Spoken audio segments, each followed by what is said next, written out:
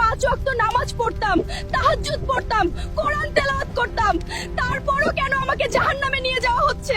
হ্যাঁ, তুমি অনেক নেকি করেছ, কিন্তু তোমার এমন একটি গুনাহ ছিল যা তোমার সমস্ত নেকির ওপর ভারী হয়ে গেছে।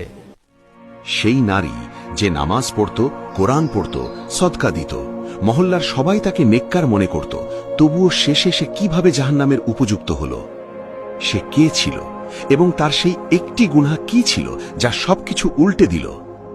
গল্পটা কি, আসুন বুঝি। সে কখনো নামাজ ছাড়ত না। প্রতি রমজানে রোজা, প্রতি রাতে তাহাজ্জুদ, প্রতি মাসে যাকাত, কোরআন সব সময় তার হাতে থাকত। কিন্তু আল্লাহ সুবহানাহু ওয়া তাআলা বাহ্যিক ইবাদত দিয়ে বিচার করেন না, তিনি অন্তর এবং চরিত্র দেখেন। আর তার ইবাদতের নিচে এমন একটি গুনাহ লুকিয়েছিল যা তার সারা জীবনের নেকি পুড়িয়ে ছাই করে দিয়েছিল। সে তার স্বামীর সাথে খারাপ আচরণ করত, তাকে খোঁটা দিত, তার উপর রাগ করত, তাকে ছোট করে দেখাত। তিক্ত বাক্য, কঠোর শব্দ, আঘাত দেওয়ার মতো কথা।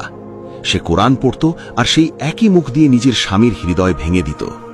সে ভাবত যে তাহাজ্জুদের নামাজ তাকে বাঁচিয়ে নেবে, রোজা তার ঢাল হয়ে দাঁড়াবে, সদকা তার গুনাহ ধুয়ে ফেলবে।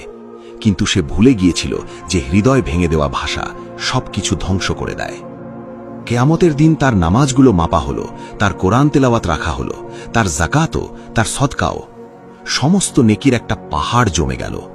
তারপর তার মুখের ভাষা রাখা হলো, সেই তিক্ত কথাগুলো, সেই উঁচু গলা, সেই অপমান, সেই ক্ষতগুলো যা সে তার স্বামীর হৃদয়ে দিয়েছিল। আর সেই সব কিছু তার নেকির উপর ভারী হয়ে গেল। সে অবাক হয়ে গেল, কিন্তু ফয়সালা হয়ে গিয়েছিল। যে হৃদয়গুলোকে আমরা আহত করে ফেলে রাখি, সেগুলো আমাদের ইবাদতগুলোকে কেটে টুকরো টুকরো করে দেয়। মানুষের সবচেয়ে বড় পরীক্ষা ইবাদত নয়, আহলাক, অর্থাৎ চরিত্র বা আচরণ।